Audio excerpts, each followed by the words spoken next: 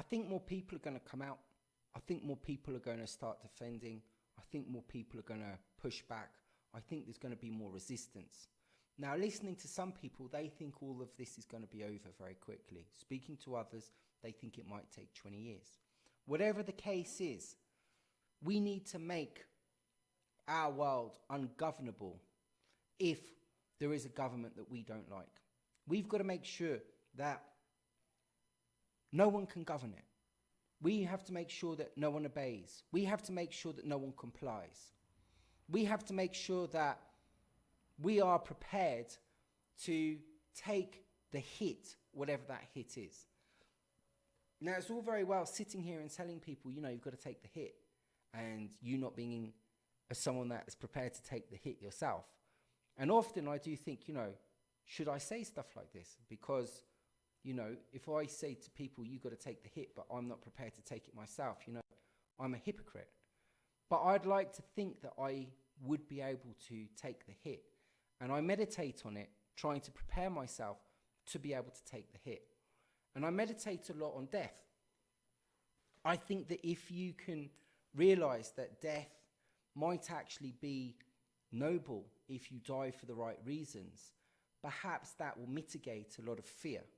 And so when you encounter resistance, when you encounter problems from the dominators that wish to subjugate you into a servile serf, the idea of dying isn't really that bad. In fact, it might be better to die than to live.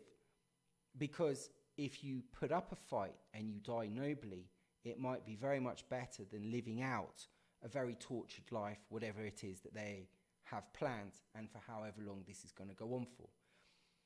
But if one of the main fears that humans has is death, then I think it is something to meditate on, to try to understand that if you were supposed to die doing a job on earth, then I suppose that that should be embraced. And embracing it takes away the fear, which then might actually stop you from getting killed or dying in the first place. I think that we at school and in the education and in society have this idea that death is something terrible. Everyone wears black. We get up on stage and say how great the person was while we hated them all through their lives. We then clamour to get the money or see who's in the will. So death is in our Western societies is really something which is not that nice. We cover it up, we hide it. J.D. Salinger said, you know, old people like to live for a worthy cause, whereas young people like to die for a worthy cause. Okay, but if being a coward means putting death off, then there is another saying which says, cowards die many times before their death, the valiant only die but once. So you could hide behind the idea that you are doing something noble and wish to live for it, whereas in fact you are a fucking coward. And you're asking young people to go out and do your dirty fucking work for you because you're a piece of shit. Because that's always what it is, isn't it? Getting the young people to do the work. As an old person, you should stand up. You've had your life. And perhaps as older people, we've failed.